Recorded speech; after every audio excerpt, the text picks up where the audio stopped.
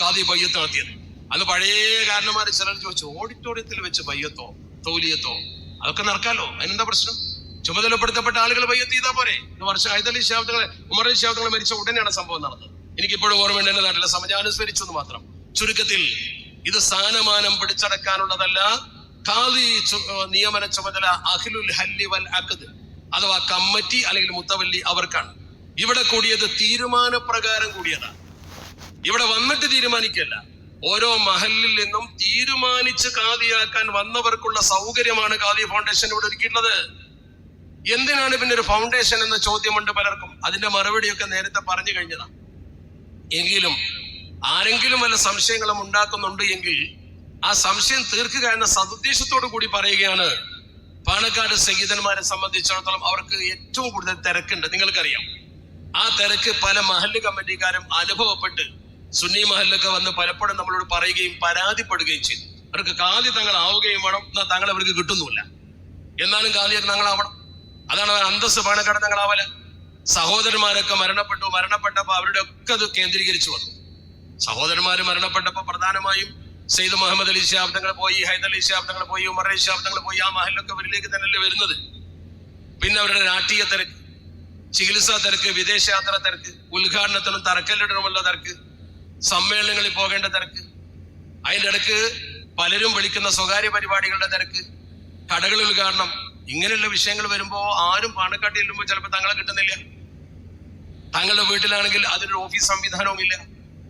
അതേ സമയത്ത് ഈ 1500-ലധികം മഹലുള്ള തങ്ങളുടെ അവസ്ഥ എങ്ങനെയാണെങ്കിൽ അതിനേക്കാൾ കുറഞ്ഞ മഹല്ലുകൾ മാത്രമുള്ള ഖാദിമാർക്കൊക്കെ ഈ സംവിധാനമുണ്ട് താനും.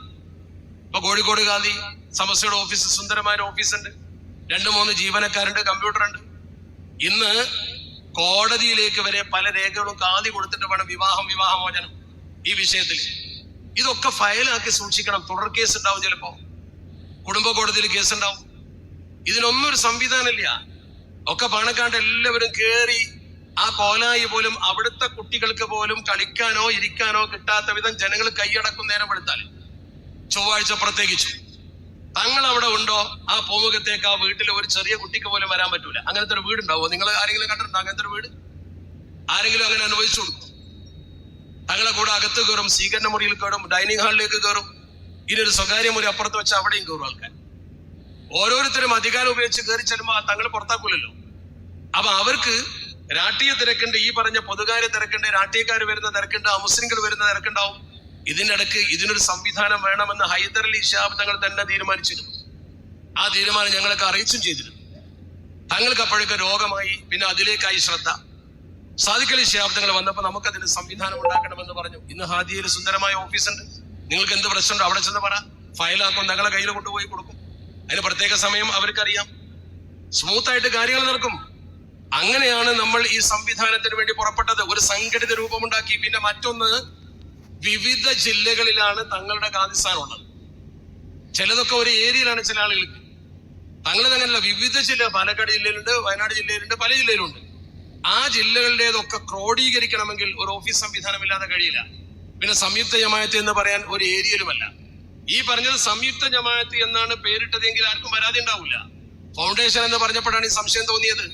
അതിന്റെ കാരണം ഇതാണ്, സമത്വ കേരള ജംഇയ്യത്തുൽ ഉലമക്ക് ശക്തി പകരുക എന്നത് തന്നെയാണ് ഇതിന്റെ ലക്ഷ്യം. സമത്വയുടെ പരിധിക്കപ്പുറത്തേക്ക് ഒരിക്കലും. അത് ബഹുമാനപ്പെട്ട ജിഫ്രി തങ്ങൾ തന്നെ കോഴിക്കോട്ട് വെച്ച് ഒരു യോഗത്തിൽ പത്രക്കാർ വന്നപ്പോൾ ക്ലിയർ ചെയ്തല്ലോ. ഞാൻ ഖാദിയായ സ്ഥലങ്ങളുണ്ട്, അവിടെയും അതിന് സംവിധാനമുണ്ട് എന്ന പോലെ തങ്ങൾക്ക് ഒരുപാട് ഖാദിസ്ഥാനമുണ്ട്. അപ്പോൾ അങ്ങനെ ഒരു സംഘടന വേണ്ടി വരും എന്ന് തങ്ങൾ പറഞ്ഞു. പിന്നെ ചിലർ ചോദിച്ചു, സംഘടനാ പ്രവർത്തകർ സംശയം കൊണ്ട് ചോദിച്ചതോ ദുരുദ്ദേശം കൊണ്ട് ചോദിച്ചതോ ആണെങ്കിലും അവരും കൂടി മനസ്സിലാക്കണം, SMF-ന്റെ പ്രവർത്തനമില്ലേ, പിന്നെ എന്തിനാ ഇത് എന്ന്. കാലഘട്ടത്തിനനുസരിച്ച് പ്രവർത്തനത്തിന്റെ വൈപുല്യം ഉണ്ടാവൂലേ? മുമ്പ് SMF ഉള്ളൂ, ഇവിടെയുള്ള കാരണന്മാർക്കറിയാം. ഇന്ന് ആ SMF-ൽ നിന്ന് എന്തൊക്കെ വേറിട്ട് നമ്മൾ സംവിധാനം ഉണ്ടാക്കി. ഏറ്റവും ഉദാഹരണം SKMMA, സമസ്ത കേരള മദ്രസ മാനേജ്മെന്റ് അസോസിയേഷൻ അടുത്തുണ്ടാക്കിയതാ. മുമ്പ് അത് SMF-ന്റെ കീഴിലാണ്. എന്തിനാ അങ്ങനെ ഉണ്ടാക്കിയത്? മദ്രസകളുടെ എണ്ണം കൂടി, മദ്രസകൾ വിപുലീകരിക്കേണ്ട ആവശ്യം വന്നു, സ്കൂളുകളൊക്കെ നല്ല മോഡേണായി, മോഡേണൈസേഷൻ പ്ലാൻ വന്നു, സ്കൂളുകൾ സ്മാർട്ടായി. അപ്പൊ മദ്രസ സ്മാർട്ടാക്കണം. അപ്പൊ SMF-ന് അതിമ കേന്ദ്രീകരിക്കാൻ മാത്രം പ്രയാസമുണ്ട്, മഹല്ല് കേന്ദ്രീകരിക്കണം. അപ്പൊ ആ ഭാഗം വേറൊരു കൂട്ടർക്ക് വിട്ടുകൊടുത്ത് SKMMA വന്നു. നമ്മൾ ഈ സംഘടന കെട്ടിപ്പടുത്തത് ഖതീബുമാരെയും അതുപോലെ തന്നെ മുദരിസുമാരെയും ഒക്കെ കൂട്ടിച്ചെത്തിട്ടാ. ഇതിന്റെ വിങ്ങിൽ SMF-ന്റെ 2 ചിറകുകളായിരുന്നു ഖതീബ് മുദരിസ്. ഇപ്പൊ അവർക്ക് 2 കൂട്ടർക്കും വേറെ സംഘടനയായി. ജമിയത്തുൽ ഖുതബ വേറെ സംഘടനയായി, ജമിയത്തുൽ മുദരിസിന് വേറെ സംഘടനയായി. SMF ഇപ്പോഴും നിൽക്കുന്നു. അപ്പൊ SMF ഉള്ളപ്പോൾ എന്തിനാ അതെന്ന് ചോദിക്കേണ്ട കാര്യമുണ്ടോ? SMF-ന്റെ പ്രവർത്തനം മഹല്ല് ഭാരവാഹികളുമായി കേന്ദ്രീകരിച്ച. ഇപ്പൊ SMF-ന്റെ പ്രവർത്തനം വരുന്നുണ്ട്, അതിന്റെ തെരഞ്ഞെടുപ്പ് വരികയാണ്. അതിൽ പ്രാമുഖ്യം മഹല്ല് ഭാരവാഹികൾക്കുള്ള സംഘടനയാണത്. അതുപോലെ മുമ്പില്ലാത്ത ഈ പുതിയ സംഘടനകളൊക്കെ വന്ന പോലെ SMF ഉള്ളപ്പോൾ ഖാദി ഫൗണ്ടേഷൻ SMF-ന്റെ പ്രവർത്തനം തങ്ങൾ ഖാദിയായ മഹല്ലിൽ കുറച്ചുകൂടി ഊർജിതമാക്കി നടക്കാൻ ഇതിന് പ്ലാൻ, ഏറ്റവും വലിയ പ്ലാൻ SMF-ന്റെ പ്ലാൻ തന്നെയാണ്. SMF എന്ത് പറയുന്നു അത് നന്നായി നടപ്പാക്കും. എന്നാ പിന്നെ SMF പോരെ എന്ന് പറഞ്ഞാൽ SMF തങ്ങളുടെ മാത്രം മഹല്ലിൽ നടപ്പാക്കാനുള്ള ഏർപ്പാടല്ലല്ലോ, അത് എല്ലാ മഹല്ലുകൾക്കും വേണ്ടേ? അപ്പോൾ ഇത്തരം സംശയങ്ങൾ ഉന്നയിക്കുന്ന ആളുകൾ കാര്യങ്ങൾ കൃത്യമായി മനസ്സിലാക്കണമെന്ന് പറയുന്നതിന് വേണ്ടിയാണ് ഞാൻ ഈ കാര്യം സൂചിപ്പിക്കുന്നത്. ഭിന്നതയുണ്ടാക്കൽ പാണക്കാടിന്റെ പാരമ്പര്യമല്ല. ഒരിക്കലും ഒരു ഭിന്ന വീക്ഷണത്തിലേക്ക് പാണക്കാട് കുടുംബം സമൂഹത്തെ കൊണ്ടുപോയിട്ടില്ല. ഇനി നമ്മൾ മനസ്സിലാക്കേണ്ട പ്രധാനപ്പെട്ട കാര്യത്തിലേക്കാണ് ഞാൻ വരുന്നത്. നമ്മൾ ഇന്ന് ചിതറുന്നതും നമ്മുടെക്കിടയിൽ അഭിപ്രായ വ്യത്യാസം ഉണ്ടാകുന്നതും നമ്മൾ ഈ നേതൃ അനുസരണ എന്ന് പറയുന്ന ആ സംവിധാനത്തിൽ നിന്ന് മാറി പുതിയ സോഷ്യൽ മീഡിയ സംവിധാനം വന്നപ്പോ ഓരോരുത്തരും ഫത്വ ഇറക്കുന്നു, ഓരോരുത്തരും മതവിധി പറയുന്നു, ഓരോരുത്തരും അഭിപ്രായം പറയുന്നു. എഡിറ്റർ ഇല്ലാത്ത ഒരു പേജ് പോലെ നമ്മുടെ മുമ്പിൽ ട്വിറ്ററും ഫേസ്ബുക്കും അതുപോലെ തന്നെ വാട്സപ്പും കിടക്കുമ്പോൾ എന്തു മാർഗം പറയാം. ആ പറയുന്നവൻ ഒരു പക്ഷേ നമ്മുടെ ആദർശത്തോട് യോജിപ്പുള്ളവനായിക്കൊള്ളണമെന്നില്ല. ആ പറയുന്നവൻ നമ്മളെ തമ്മിൽ തല്ലിക്കാൻ ഉദ്ദേശിച്ച് പറഞ്ഞവനാകാം. ആ തരത്തിലുള്ള നമ്മുടെ സമൂഹത്തിന്റെ പ്രവർത്തനങ്ങളുടെ ഗൗരവം നോക്കണം നിങ്ങൾ. ഇവിടെ നമ്മൾ അടിസ്ഥാനപരമായി സ്വീകരിക്കേണ്ട ഒരു നയമുണ്ട്. യാ അയ്യുഹല്ലദീന ആമനൂ അത്തിഉല്ലാഹ വ അത്തിഉർ റസൂല വ ഉലിൽ അംരി മിൻകും. അല്ലാഹുവിനെ അനുസരിക്കണം, അല്ലാഹുവിന്റെ പരിശുദ്ധ തിരുദൂതരെയും അനുസരിക്കണം. പോരാ, ഉലുൽ അംറിനെ അനുസരിക്കണം. ആരാണ് ഉലുൽ അംർ? അബൂ ഹുറൈറ റളിയല്ലാഹു തആല ഉദ്ധരിച്ചു, ഹുമൽ ഉമറ വൽ ഉലാത്ത്. അവർ നമ്മളെ നേതാക്കൾ, നമ്മളെ നയിക്കുന്ന ആളുകളും, വൽ ഉലാത്തു നമ്മുടെ നാടിന്റെ കാര്യങ്ങൾ ഏറ്റെടുത്ത് നിർവഹിക്കുന്നവരുമാണ്. ഓരോ മഹലിന്റെയും കാര്യങ്ങൾ ഏറ്റെടുത്ത് നിർവഹിക്കുന്ന പ്രഗത്ഭരാണ് എന്റെ മുമ്പിലുള്ളത്. ഓരോ നാട്ടിലും ദീൻ കാര്യം നടത്തുന്ന ആളുകളായതുകൊണ്ടാണ് നിങ്ങൾ ഇവിടെ വിളിച്ചിട്ട് വന്നത്. നിങ്ങൾക്ക് വേറെ പണിയില്ലാത്തതുകൊണ്ടല്ല. നിങ്ങളൊരു കാര്യം ആദ്യം മനസ്സിലാക്കണം. അള്ളാഹു ഒരു ദീനി സ്ഥാപനത്തിന്റെ തലപ്പത്ത് നിങ്ങളെ കൊണ്ടുപോയി ഇരുത്തിയത് നിങ്ങൾക്ക് അള്ളാഹു തന്ന ഏറ്റവും വലിയ നിഅമത്താണ്. അതിന്റെ പ്രതിഫലം അള്ളാഹു 2 വീട്ടിൽ നിങ്ങൾക്ക് പ്രദാനം ചെയ്യട്ടെ. അവരെ അനുസരിക്കൽ സാധാരണക്കാരുടെ കടമയാണ്. മനസ്സിലാക്കണം നിങ്ങൾ. അള്ളാഹുവിന്റെ ദീനിന്റെ പ്രബോധനത്തിന്റെ രീതിശാസ്ത്രം പഠിപ്പിച്ചെടുത്ത് മൻ ഇൻദഹു ഇൽമുൻ ഫല്യതസദ്ദഖ് ബിഇൽമിഹി വമൻ ഇൻദഹു മാലുൻ ഫല്യതസദ്ദഖ് ബിമാലിഹി വമൻ ഇൻദഹു ഖുവ്വത്തുൻ ഫല്യതസദ്ദഖ് ബിഖുവ്വതിഹി എന്ന് പറഞ്ഞിട്ടില്ലേ? പണമുള്ളവൻ തന്റെ പണം കൊണ്ട്, അറിവുള്ളവൻ അറിവ് കൊണ്ട്, സാധാരണക്കാരൻ അവന്റെ പ്രവർത്തനം കൊണ്ട് ദീനിനെ ശക്തിപ്പെടുത്തണം. അപ്പോഴേ ദീൻ നന്നാവും. അപ്പോൾ നമ്മളൊക്കെ ഈ ഒരു ബന്ധത്തിൽ നിൽക്കണം. ഇവിടെ ആയിഷ ബീവി റളിയല്ലാഹു തആല ഉദ്ധരിച്ചൊരു ഹദീസുണ്ട്. നിങ്ങൾ ഓരോരുത്തരും അത് കൃത്യമായി ഉൾക്കൊള്ളണം. ഞാനും ബഹുമാനപ്പെട്ട മഹദി ആയിഷ ബീവി റളിയല്ലാഹു തആല പറയുന്നു, അല്ലാഹുവിന്റെ തിരുദൂതർ അഷ്റഫുൽ ഖൽഖ് മുഹമ്മദ് മുസ്തഫ സ്വല്ലല്ലാഹു അലൈഹി വസല്ലമ തങ്ങൾ അമറനാ റസൂലുള്ളാഹി അൻ നുനസ്സില അന്നാസ മനാസിലഹും. ഓരോ ആൾക്കാർക്കും അതിൻ്റെതായ സ്ഥാനം വകവെച്ചു കൊടുക്കണം എന്ന് മുത്തുനബി സ്വല്ലല്ലാഹു അലൈഹി വസല്ലമ തങ്ങൾ ഞങ്ങളോട് കൽപ്പിച്ചിരിക്കുന്നു. അമറന. ഈ ഹദീസിനെ മുഹദ്ദിസീങ്ങൾ വ്യാഖ്യാനിച്ചു, നമ്മളല്ല വ്യാഖ്യാനിക്കേണ്ടത്. മുഹദ്ദിസീങ്ങൾ പറഞ്ഞ വാചകം നോക്കൂ നിങ്ങൾ. എന്താണ് മുഹദ്ദിസീങ്ങൾ പറയുന്നത്? വഹാദ, ഈ പറയപ്പെട്ട വാചകം ഇർഷാദുൻ ഇലാ ഇക്റാമി വുജൂഹിൻ നാസി വതബ്ജീലിഹിം. ഇതുമായി ബന്ധപ്പെട്ട ആളുകളെ ശരിക്കും ബഹുമാനിക്കേണ്ട, ആദരിക്കേണ്ടതിന്റെ സൂചന മാത്രമാണത്. മാത്രമല്ല വല്ലിഹ്സാനു ഇലൈഹിം, അവരിലേക്ക് നമ്മൾ നന്മ ചെയ്യണം. വതഅല്ലുഫിഹിം, അവരോട് നമ്മൾ നല്ല ബന്ധം പുലർത്തണം, ഇൽഫത്ത് പുലർത്തണം. നേതാക്കളോട് നല്ല നിലക്ക് നിൽക്കണം, നേതാവിന് നമ്മൾ അനുസരിക്കണം, ലീഡർഷിപ്പ് ക്വാളിറ്റി അംഗീകരിക്കണം. വഅഹഖുൽ ഖൽഖി ബിൽ ഇക്റാം, ബഹുമാനിക്കാൻ ഏറ്റവും യോഗ്യരായ ആളുകൾ ആരാണ്? വത്തബ്ജീൽ, ആദരിക്കുവാനും ബഹുമാനിക്കാനും ഏറ്റവും യോഗ്യരായ ആളുകൾ അൽ അംബിയാ വൽ അഇമ്മത്തു, അംബിയാക്കൾ, പിന്നെ അഇമ്മത്ത് സമുദായ നേതൃത്വം, ഇമാമിങ്ങൾ. അതുപോലെ തന്നെ വ്യക്തമായി പറയുന്നു വമൻ യഖ്ലുഫുഹും മിൻ ഉലിൽ അംർ, അവരുടെ കാര്യങ്ങൾ ഏറ്റെടുത്ത് നിർവഹിക്കുന്ന നമ്മുടെ കാര്യകർത്താക്കൾ, അതാണ് കമ്മിറ്റിക്കാര്. അവരൊക്കെ ബഹുമാനിക്കണം. ഉമറാക്കളെ ബഹുമാനിക്കണം, സയ്യിദന്മാരെ ബഹുമാനിക്കണം. പിന്നെ പറയുന്നു വൽ ഉലമാ വസാദത്തു, ഉലമാക്കളെ ബഹുമാനിക്കണം, സാദാത്യങ്ങളെ ബഹുമാനിക്കണം. വറജുലു ഫീ അഹ്ലിഹി, ഒരു വീട്ടിൽ ആ വീട്ടുകാരനെ ബഹുമാനിക്കണം. അത് ഇസ്ലാമിന്റെ തത്വമാണ്. ഒരു വീട്ടിലേക്ക് നമ്മൾ ചെല്ലുമ്പോൾ ഒരു വീട്ടുകാരൻ അവിടെ ഉണ്ട്, അയാൾ ഇരിക്കുന്ന സീറ്റിൽ അയാളെ സമ്മതമില്ലാതിരിക്കാൻ പറ്റൂല. അവിടെ ഇമാമത്ത് നിൽക്കണമെങ്കിൽ പോലും അയാളെ സമ്മതമാകണം, അത് അയാളെ വീടാ. ഒരു വീട്ടിൽ വീട്ടുകാരനാണ് മുന്തിക്കപ്പെടേണ്ട ആള്. ഇസ്ലാമിന് എല്ലാത്തിനും പ്രോപ്പർ ചാനലുണ്ട്, അതായത് പ്രോട്ടോകോൾ ഉണ്ട്. ഒരു വീട്ടിൽ വീട്ടുകാരെ ബഹുമാനിക്കപ്പെടണം.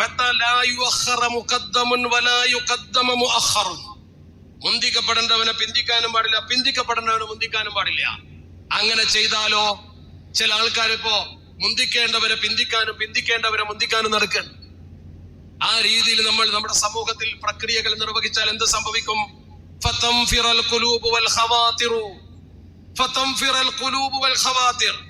ചിന്തകളും ഹൃദയങ്ങളും ഒക്കെ വെറുപ്പ് വരും. മനുഷ്യന്മാർ തമ്മിൽ വെറുപ്പ് വരും, മനുഷ്യന്മാർ തമ്മിൽ അകൽച്ച വരും. ഈ അകൽച്ച വരുന്നപ്പോഴാ ഈ പ്രോട്ടോകോളിലെങ്കിലും ആദരിക്കേണ്ടവരെ ആദരിക്കാതിരിക്കുക, മഹലിന്റെ ഭാരവാഹികളെ, ബന്ധപ്പെട്ടവരെ, കാലിയായി കൊണ്ടുവരുന്നവരെ ബഹുമാനിക്കാതെയും ആദരിക്കാതെയും വേറൊരു നിലക്ക് കൊണ്ടുപോകാൻ ശ്രമിക്കുക. മാത്രമല്ല എന്ത് സംഭവിക്കും? നമ്മുടെ അവസ്ഥകളൊക്കെ താറുമാറാകുന്നാണ് മുഹദ്ദിഥീങ്ങൾ പറയുന്നത്. ഒക്കെ താറുമാറാവും, എല്ലാം താറുമാറാവും. ആൾക്കാർ തങ്ങൾ കാലിയായി വരുമ്പോ തങ്ങൾ ആദരിച്ചേ പറ്റുള്ളൂ, അല്ലെങ്കിൽ താറുമാറാവും സംഗതി. സാമൂഹ്യ ക്രമം തെറ്റുന്നാണ് എന്റെ നല്ല മലയാളം.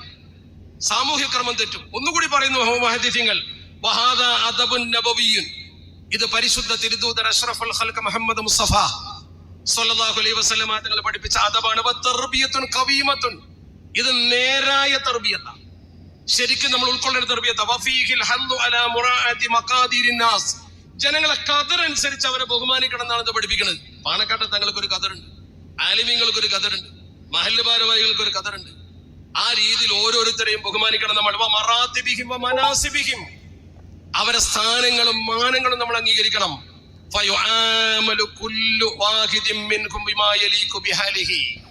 ഓരോരുത്തരുടെയും അവസ്ഥക്കനുസരിച്ചുള്ള ഒരു ആദരവ് അവർക്ക് കൊടുക്കണം. നമ്മൾ ആരും ചെറുതാക്കിയാൽ ഇവര് ബഹുമാനം കുറയില്ല. കാരണം കേരളത്തിൽ 1500 മഹല്ലുകൾ ഒറ്റക്ക് സെയ്ദ് ഹൈദരലി ശിഹാബ് തങ്ങളുടെ കാലഘട്ടത്തിന് ശേഷം ഇദ്ദേഹത്തിലേക്ക് വന്നു ചേർന്നത് നമ്മളാരും വിളിച്ചിട്ടല്ലല്ലോ, നമ്മളാരും പറഞ്ഞിട്ടുമല്ലല്ലോ. ഒരാൾക്ക് കൊടുക്കേണ്ട ഹക്ക് പോലെ കൊടുക്കണം. ഹക്ക് കൊടുക്കാൻ എന്താ? അത് വിശദീകരിക്കുന്നുണ്ട്.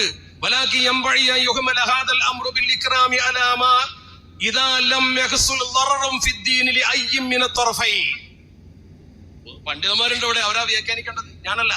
നിങ്ങൾ ആലോചിച്ചത്, ഇങ്ങനെ നമ്മൾ ആദരവ് കൊടുക്കുമ്പോ ആദരിക്കപ്പെടുന്നവനും ആദരിക്കുന്നവനും ഏതിന്റെ പേരിലാണ് എന്ന വിഷയത്തിൽ രണ്ടു വിഭാഗം ആളുകളും ദീനിന് ദററുണ്ടാകുന്ന രീതിയിലാകാൻ പാടില്ല.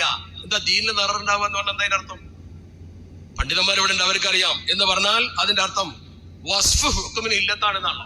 അലിമികളെ ഭാഷ വസ്ഫ് ഹുക്കുമിന് ഇല്ലത്ത്. അപ്പൊ നമ്മള് ഇവിടുത്തെ ഒരു MLA ബഹുമാനിക്കും, അയാളെ MLA എന്നുള്ളവർക്ക് ബഹുമാനിക്കണം. അയാൾ ചിലപ്പോ വിദ്യത്തുകാരനാവാം, അയാളെ വിദ്യത്തിനല്ല നമ്മൾ അംഗീകരിക്കുന്നത്, അയാളുടെ വിദ്യത്തിനല്ല നമ്മൾ ആദരിക്കുന്നത്. നമ്മൾ ആദരിക്കുന്നത് അയാളുടെ MLA എന്ന് പറയുന്ന അല്ലെങ്കിൽ MP എന്ന് പറയുന്ന ആ വസ്ഫിനെയാണ്. അയാൾ ചിലപ്പോൾ അന്യമതക്കാരനാവാം, അയാളെ നമ്മൾ ബഹുമാനിക്കും, മന്ത്രിയെ ബഹുമാനിക്കും, അതുപോലെ തന്നെ MLA ബഹുമാനിക്കും, പ്രധാനമന്ത്രിയെ ബഹുമാനിക്കും. സ്വാഭാവികല്ലേ? അത് ആ പോസ്റ്റിനെ, അതാണ് അതിന്റെ ആ വസ്ഫിനെയാണ് നമ്മൾ അംഗീകരിക്കുന്നത്. അല്ലാതെ അയാളുടെ കുഫ്രിയത്തോ ബിദ്അത്തോ എന്താവട്ടെ അതിനല്ല. ഇപ്പൊ അന്യമതക്കാരന്റെ നമ്മൾ അവന്റെ ഒരു ഭക്ഷണം കഴിച്ചു, അവന്റെ ആചാരത്തിൽ നമ്മൾ ഒരിക്കലും അംഗീകരിക്കുന്നില്ല, അവന്റെ ആചാരത്തെ വിശ്വസിക്കുന്നില്ല. പക്ഷെ ഒരു സൗഹൃദത്തിന് വേണ്ടി ഭക്ഷണം കഴിച്ചു, അത് രണ്ടല്ലേ? അത് രണ്ടാണ്. സൗകര്യത്തിന് വേണ്ടി നമ്മൾ ചെയ്യുന്ന പ്രവർത്തനം മതസൗഹാർദ്ദം നിലനിൽക്കുന്ന ഇന്ത്യയിൽ. ഇപ്പൊ ഞാൻ നിങ്ങളെ കയ്യിൽ നിന്ന് ഒരു കേക്ക് വാങ്ങി കഴിച്ചു. ആ കേക്ക് വാങ്ങി കഴിച്ചാൽ സ്വാഭാവികം എന്താ? നിങ്ങൾ ഒരു അമുസ്ലിം ആണെങ്കിൽ നിങ്ങൾക്ക് ഉള്ള ഒരു മിത്തോ അല്ലെങ്കിൽ വിശ്വാസമോ അല്ലെങ്കിൽ പിന്നെ ആചാരക്രമമോ അംഗീകരിച്ചുകൊണ്ടാണെങ്കിൽ ഞാൻ ചെയ്യാൻ പാടില്ല. അല്ലാതെ ഒരു സൗഹൃദത്തിന്റെ പേരിൽ കേക്ക് നമ്മൾ കഴിച്ചു, പിന്നെ വലിയ കേക്കാവുമ്പോൾ മുറിക്കാതെ കഴിക്കാനും കഴിയില്ലല്ലോ. അപ്പൊ അങ്ങനെയൊക്കെ നമ്മൾ ചെയ്താൽ നമ്മളെ സംബന്ധിച്ചിടത്തോളം നമ്മൾ ഓർക്കണം, അള്ളാഹുവിന്റെ പരിശുദ്ധ ദീൻ ഇതിലൊക്കെ കൃത്യമായ മാനദണ്ഡം പറഞ്ഞിട്ടുണ്ട്. ഞാൻ മാനദണ്ഡം പറയല്ല, മാനദണ്ഡം പറയുന്നത് പണ്ഡിതന്മാരാ. പക്ഷെ നമ്മൾ ആക്ഷേപം ഉണ്ടാക്കുമ്പോൾ ശ്രദ്ധിക്കണം, ഒരു വ്യക്തിയുടെ അടിസ്ഥാനപരമായ വിശ്വാസത്തിൽ പാളിച്ച വരുന്നുണ്ടോ എന്നുള്ള നോക്കണം. എന്നാലും ജനങ്ങൾക്ക് ആകെ സംശയം ഉണ്ടാക്കുന്ന പ്രവർത്തനം അതെന്താണെങ്കിലും നമ്മൾ വിട്ടു നിൽക്കുകയും നമ്മൾ സൂക്ഷ്മത പുലർത്തുകയും ചെയ്യണമെന്ന് നമ്മൾ പൊതുവെ പറയുമ്പോഴും നമ്മൾ സൗഹൃദത്തിന് വേണ്ടി നമ്മുടെ രാജ്യത്തെ മതേതര സ്വഭാവത്തിന് കോട്ടം തട്ടാത്ത വിധം എല്ലാ വിഭാഗത്തെയും യോജിപ്പിച്ചു പിടിച്ചുകൊണ്ട് കൊണ്ടുപോകുമ്പോ നമ്മൾ മതത്തിന്റെ അടിസ്ഥാന തത്വങ്ങൾക്ക് വിരുദ്ധമാകാത്ത പ്രവർത്തനങ്ങൾ നമ്മുടെ സമൂഹത്തിൽ കാണുമ്പോൾ എല്ലാത്തിനെയും ഒരേ അളവ് പോലെ വെച്ചുകൊണ്ട് നമ്മൾ സമൂഹത്തിൽ പ്രകടമാക്കുന്ന ഒരു സ്വഭാവത്തിലാണ് ഇന്ന് നമ്മുടെ സമൂഹമുള്ളത്. അങ്ങനെയെങ്കിൽ ആ കാര്യത്തെക്കുറിച്ച് പണ്ഡിതന്മാർ കൃത്യമായി സമൂഹത്തിന് ബോധ്യപ്പെടുത്തി കൊടുക്കേണ്ടത് ആരാ? വാട്സപ്പിലെ മുഫ്തിമാരല്ല, സോഷ്യൽ മീഡിയയിലെ മുഫ്തിമാരല്ല, ആലിമീങ്ങളാണ്. ഉലമാക്കൾ എന്ത് പറഞ്ഞാലും നമ്മളത് കേൾക്കും. ഉലമാക്കൾ പറഞ്ഞാൽ നമ്മൾ അംഗീകരിച്ചേ പറ്റൂ. ആ കാര്യത്തിൽ തർക്കവുമില്ലല്ലോ. അതാണ് നമ്മൾ അന്യമതാചാരം വിശ്വാസത്തോടുകൂടി സ്വീകരിക്കാൻ ഒരു വിശ്വാസിക്ക് കഴിയില്ല. വിശ്വാസത്തോടുകൂടി സ്വീകരിക്കാൻ കഴിയില്ല. അതിൽ ആർക്കാ തർക്കമുള്ളത്? തർക്കമില്ലാത്ത ഇത്തരം വിഷയത്തെ സമൂഹത്തിൽ എന്തിനു കൊണ്ടുവരണം? അതാണ് നമ്മൾ ചിന്തിക്കേണ്ടത്. പിന്നെ ചിലര് പറയുന്ന പ്രധാനപ്പെട്ട കാര്യം എന്താ? രാഷ്ട്രീയക്കാരാണെന്നുള്ള. രാഷ്ട്രീയക്കാരാണ്. ഞാനൊരു ചോദ്യം ചോദിക്കട്ടെ. ഈ രാഷ്ട്രീയക്കാരാണ് എന്ന് പറയുന്നതിൽ നമ്മൾ ഓരോരുത്തരും മനസ്സിലാക്കേണ്ട ഒരു കാര്യം, നമ്മൾ ആരും രാഷ്ട്രീയക്കാരല്ലാന്നിരിക്കുക, നമുക്ക് രാഷ്ട്രീയവുമായി ഒരു ബന്ധവും ഇല്ലാന്നിരിക്കുക. എന്നാലോ രാഷ്ട്രീയം നമ്മളെ തേടി ഇങ്ങോട്ട് വരും. രാഷ്ട്രീയം നമ്മളെ തേടി ഇങ്ങോട്ട് വരും. അതിന് ഏറ്റവും വലിയ തെളിവാണ് ഇപ്പോൾ പാർലമെന്റിൽ അവതരിപ്പിച്ചിട്ടുള്ള നിങ്ങളെ ബാധിക്കുന്ന വഖഫ് ബില്ല്. ഈ വഖഫും രാഷ്ട്രീയവും തമ്മിൽ എന്ത് ബന്ധമുള്ളത്? പക്ഷേ BJP ഗവൺമെന്റ് ഒരു ബില്ല് പാർലമെന്റിൽ അവതരിപ്പിച്ചിരിക്കുന്നു. അതുകൊണ്ട് എന്താ വരാൻ പോകുന്നത് ഞാൻ പറഞ്ഞുതരാം. ആ ബില്ല് നമ്മളെ മുഴുവൻ ബാധിക്കും. അതിനെ നമ്മൾ എങ്ങനെ ചെറുക്കും? ഈ BJP ഗവൺമെന്റ് കേന്ദ്രത്തിൽ അധികാരത്തിൽ വന്നതിന് ശേഷം ഒരു ബില്ലും കഴിഞ്ഞ തവണ അവർ JPCക്ക് വിട്ടിട്ടില്ല. അങ്ങ് പാസ്സാക്കും. ചർച്ച പോലും കൂടാതെ പാസ്സാക്കും. ഈ ബില്ലും അങ്ങനെ പാസ്സാക്കാവുന്ന രീതിയിൽ അവർക്ക് അവഗണിച്ച് പോകാൻ പറ്റും. ഒരു ഭൂരിപക്ഷ കുറവ് വന്നിട്ടുണ്ട്. എന്നാൽ MP-മാർ എഴുന്നേറ്റെന്ന് ശക്തമായി എതിർത്തു. ഈ വഖഫിന്റെ ബില്ലിന്റെ പരിഷ്കരണത്തെ കുറിച്ച് ഇവിടുത്തെ അമുസ്ലിം MP-മാർക്ക് എന്തറിയാം? അവർക്ക് ഇതിനെ കുറിച്ച് എന്തറിയാം? നേരെ മറിച്ച് കേരളത്തിൽ നിന്ന് പോയ തമിഴ്നാട്ടിലെ MP-യും കൂട്ടി 5 പേരുണ്ട് പാർലമെന്റിൽ. രാജ്യസഭയിലും അതുപോലെ തന്നെ ലോക്സഭയിലും കൂടി 5 പേരുണ്ട്. പാണക്കാട് സെയ്ദ് സാദിഖ് അലി ശിഹാബ് തങ്ങൾ പറഞ്ഞ 5 പേരുണ്ട്. അവർ 5 പേരും ഇതിനു വേണ്ടി ശക്തമായി വാദിച്ചപ്പോ ജോയിന്റ് പാർലമെന്ററി കമ്മിറ്റിക്ക് വിട്ടു. ഇല്ലെങ്കിൽ ആര് വിടും? അവർ വാദിച്ചപ്പോഴാണ് പല മുസ്ലിം സുഹൃത്തുക്കൾക്ക് ഇത് ബോധ്യമായത്. അപ്പോഴാണ് അവരെ കൂടെ നിന്നത്. ശരിയത്ത് അപ്ലിക്കേഷൻ ആക്ടിലെ ചോദ്യം ചെയ്ത ചന്ദ്രചൂഡിന്റെ പഴയകാല വിധി പോലെ തന്നെ ബനാത്ത് വാലയെ പോലുള്ള സേഡ് സാഹിബിനെ പോലുള്ള ആള് പറഞ്ഞപ്പോഴാണ് മറ്റുള്ളവർക്ക് അത് ബോധ്യപ്പെട്ടതില്ല. അവർക്ക് എന്തറിയാം? അത് ബോധ്യപ്പെടുത്തി കൊടുക്കാൻ പറ്റിയ ആളുകൾ അവിടെ എത്തിയത് എന്തുകൊണ്ടാ? രാഷ്ട്രീയം കൊണ്ടാണ്. ആ രാഷ്ട്രീയം നമ്മളെ തേടി വരികയാണ്. അല്ലെങ്കിൽ എന്തിനാ കഴിഞ്ഞ പാർലമെന്റ് തെരഞ്ഞെടുപ്പ് വെള്ളിയാഴ്ച വന്നപ്പോ എല്ലാ പണ്ഡിത സഭകളും കേരളത്തിൽ ഒരു അഭിപ്രായ വ്യത്യാസമില്ലാതെ ജുമുഅ 4 സമയത്താക്കിയത്? എന്തിനാണത്? 1 മണിക്കോ 1:15 നടക്കേണ്ട എല്ലാ പള്ളിയിലെയും ബോർഡ് വെച്ച ജുമുഅ എന്നാ നടത്തിയത്? എപ്പോഴാണ് നടത്തിയത്? അവർ നടത്തിയത് 1 മണിക്കൊരു ജുമുഅ, 1:15 ജുമുഅ, 1:30 ജുമുഅ, 1:45 ജുമുഅ തൊട്ടടുത്ത പള്ളിയില്. ജുമുഅ എന്ന് പറഞ്ഞാൽ നമ്മുടെ ആരാധനയല്ലേ? രാഷ്ട്രീയത്തിലെ വോട്ടിന് വേണ്ടി ജുമുഅ മാറ്റുന്ന എന്തിനാ? പക്ഷെ ഒരു മതസംഘടനയും പറഞ്ഞില്ല വോട്ട് പാഴാക്കരുത്. 4 ടൈമിൽ 4 സ്ഥലത്ത് വെച്ച് ജുമുഅ നിസ്കരിച്ചാലും നിങ്ങൾ വോട്ട് ചെയ്യണം. പ്രാധാന്യമാണത്. രാഷ്ട്രീയത്തിന്റെ പ്രാധാന്യമാണ്. ഇന്ത്യയിൽ ജീവിക്കണമെങ്കിൽ അത് വേണ്ടി. ചിലർക്ക് വേണ്ടെങ്കിൽ വേണ്ട. പക്ഷെ നമ്മൾ വേണ്ട എന്ന് വെച്ചാലും രാഷ്ട്രീയം നമ്മളെ തെരഞ്ഞുവിടും. അങ്ങനത്തെ ഒരു രാഷ്ട്രീയ നേതാവായി തങ്ങൾ നിൽക്കുകയും ഈ ശരീഅത്തിന്റെ നിയമങ്ങൾക്കെതിരെ വരുമ്പോ ശബ്ദിക്കാൻ പാർലമെന്റിൽ ആ മെമ്പർമാർക്ക് നിർദ്ദേശം കൊടുക്കുകയും ചെയ്ത ഒരു നേതാവ് നമ്മുടെ സമൂഹത്തിലെ ഉമ്മത്തിന്റെ നേതൃസ്ഥാനത്ത് നിൽക്കുമ്പോ അദ്ദേഹം രാഷ്ട്രീയക്കാരനല്ലേ എന്ന് പറഞ്ഞ് ചെറുതാക്കാൻ വരണ്ട. ആ ചെറുതാക്കാൻ വരുന്നതിന് യോജിപ്പില്ല. ഖായിദെ മില്ലത്ത് മുഹമ്മദ് ഇസ്മായിൽ സാഹിബ് രാഷ്ട്രീയക്കാരനായിരുന്നു. ആ രാഷ്ട്രീയമാണിത്. ആ ഖായിദെ മില്ലത്ത് പട്ടിക്കാട് ജാമിയ നൂരിയ അറബി കോളേജിന് തറക്കല്ലിടുന്ന യോഗത്തിൽ അധ്യക്ഷത വഹിച്ചിട്ടുണ്ട്. 7ാം വാർഷിക 5ാം സന്നദ്ധാന സമ്മേളനത്തിൽ സനത് കൊടുത്തിട്ടുണ്ട് ഖായിദെ മില്ലത്ത്. നമ്മൾ മനസ്സിലാക്കേണ്ട കാര്യമാണ്. അവർക്ക് പരിഗണന കൊടുത്തിട്ടുണ്ട്. രാഷ്ട്രീയക്കാരനാണെന്ന് പറഞ്ഞ് മാറ്റി നിർത്തിയിട്ടില്ല. എന്തുകൊണ്ട് മാറ്റി നിർത്തിയില്ല? അത് ആവശ്യമാകുമെന്നത് കൊണ്ട് തന്നെയാണ്. ഒന്നും വേണ്ട. ഇപ്പൊ നമ്മുടെ രാജ്യത്തെ പള്ളികൾക്കെതിരെ കടന്നാക്രമണം നടത്തുമ്പോ കോടതി എന്തുകൊണ്ടാണ് സംഭാൽ പള്ളി വിഷയം വന്നപ്പോ കോടതി ഇടപെട്ടിട്ട് നിർത്തണം എന്ന് പറഞ്ഞ എന്തുകൊണ്ടാ? The trial court will not effect എന്നല്ലേ പറഞ്ഞത്. അതിന്റെ ട്രയൽ കോർട്ടിന്റെ വാദത്തിന് വിധിക്ക് എഫക്ട് ഇല്ല എന്ന് പറഞ്ഞ എന്താ? സംഭാൽ പള്ളി പരിശോധിച്ചു നോക്കാൻ വേണ്ടി കോടതി വിധിക്കുകയും അവിടെ ആള് വരികയും വെടിപൊട്ടുകയും 5 ആള് മരിക്കുകയും